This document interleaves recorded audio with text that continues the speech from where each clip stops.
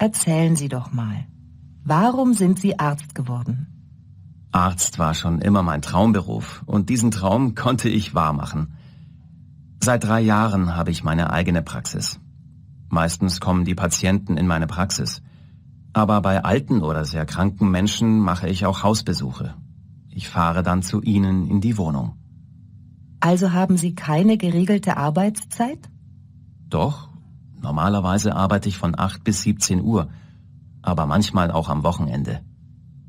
Was machen Sie genau? Und welche Eigenschaften sollte man als Arzt besitzen? Naja, mein Alltag sieht eigentlich immer gleich aus. Ich untersuche die Patienten, die zu mir kommen, gebe Medikamente und berate sie. Jeder Mensch ist ja unterschiedlich.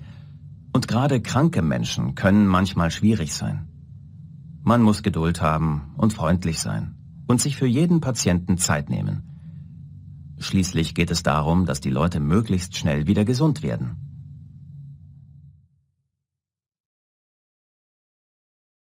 Sie sind in einem Bus und hören, wie sich ein Mann und eine Frau über die Arbeit unterhalten. Sie hören das Gespräch einmal.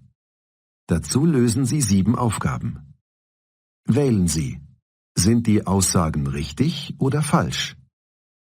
Lesen Sie jetzt die Aufgaben 1 bis 7. Dazu haben Sie 60 Sekunden Zeit.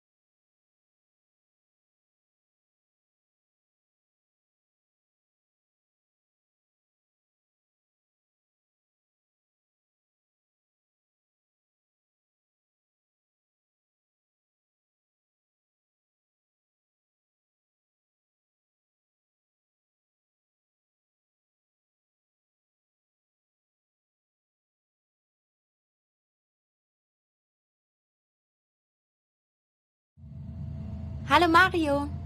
Oh, hallo Lydia. Schön, dich zu sehen. Na, wie geht es dir? Du hast doch einen neuen Job, oder? Genau. Aber ich habe ja nur innerhalb der Firma gewechselt. In eine andere Abteilung. Die meisten von meinen Kollegen kannte ich schon. Und? Wie ist es? Also, eigentlich super. Genau wie ich es gehofft habe. Warum klingst du dann so traurig ein bisschen? Ach, heute hatte ich einfach so einen blöden Tag. Irgendwie ist alles schiefgelaufen. Echt? Du Armer. Erzähl doch mal. Ich hatte heute meine erste wichtige Präsentation. Das war für neue Kunden, die das erste Mal bei uns waren. Ja und? Das hast du doch sicher gut hinbekommen.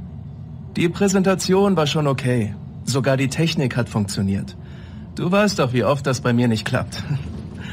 Aber ich war davor beim Mittagessen und es gab Spaghetti mit Tomatensauce. Na, und weil ich ziemlich gestresst und in Eile war, habe ich auf mein Hemd gekleckert. Stell dir vor, ein großer roter Fleck, vorne links auf meinem weißen Hemd. Oh je. Was hast du dann da gemacht?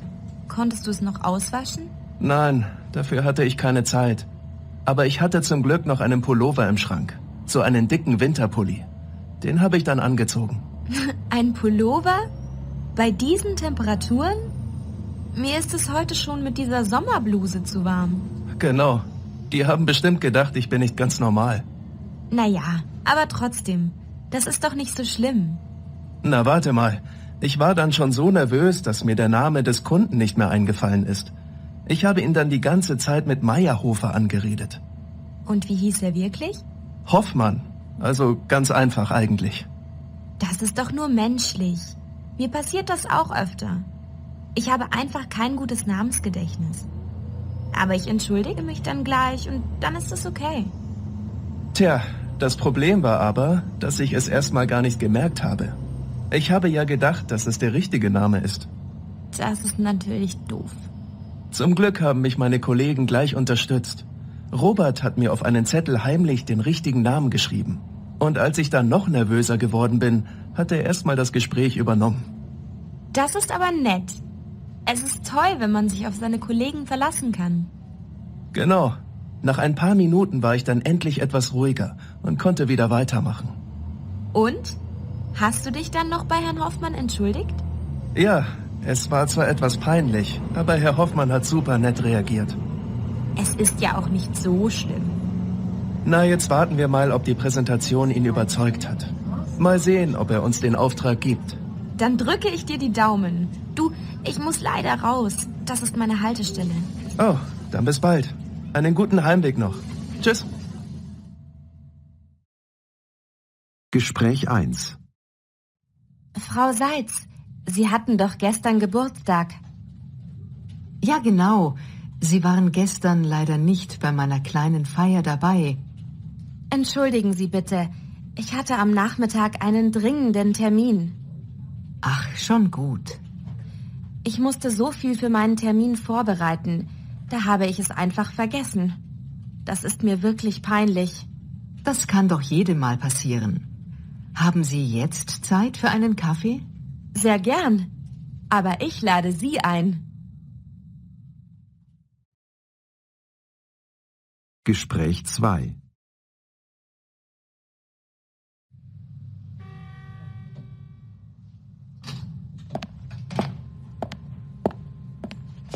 Guten Tag, Herr Meier. Hallo, Herr Brandt. Sie müssen mich verwechseln. Mein Name ist Mader. Oh, natürlich. Herr Mader. Das ist mir wirklich unangenehm. Das ist doch nicht so schlimm. Ich kann mir Namen auch nicht gut merken. Und wir haben uns ja auch noch nicht so oft gesehen. Ja, es war wirklich keine Absicht. Und ich habe später noch einen Termin mit Herrn Meier. Also, Herr Brandt, dann viel Erfolg bei Ihrem Termin. Danke und entschuldigen Sie nochmals. Gespräch 1.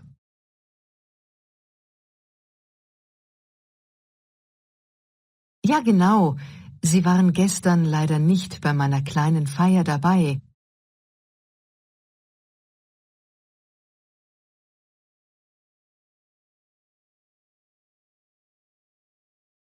Ach, schon gut.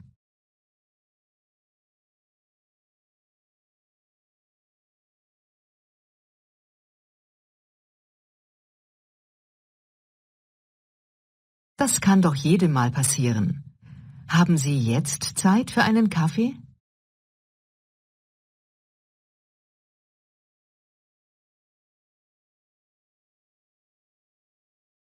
Gespräch 2.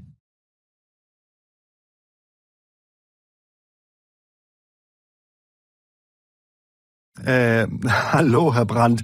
Sie müssen mich verwechseln. Mein Name ist Mader.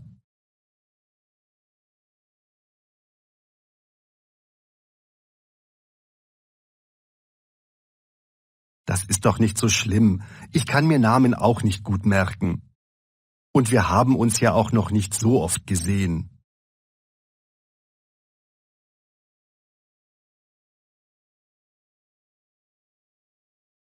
Also, Herr Brandt, dann viel Erfolg bei Ihrem Termin.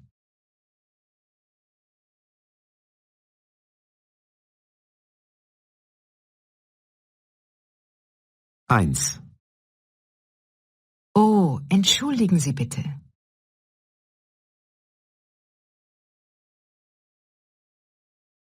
2.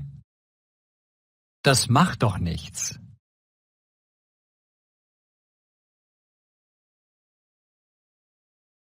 3. Das wollte ich wirklich nicht.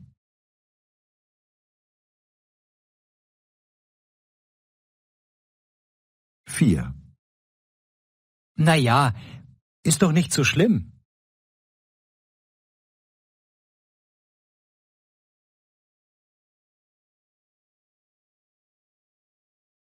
1. A. Das macht nichts.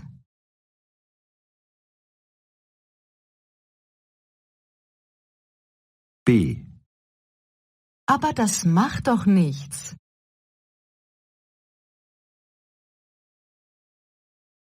2. A. Entschuldigung. B. Entschuldigen Sie bitte. 3. A. Das ist nicht schlimm. B. Das ist doch nicht so schlimm.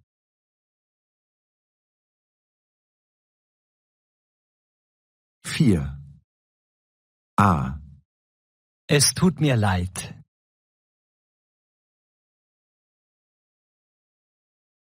B.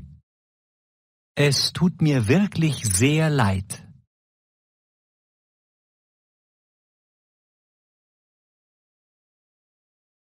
5. A. Das kann jedem passieren.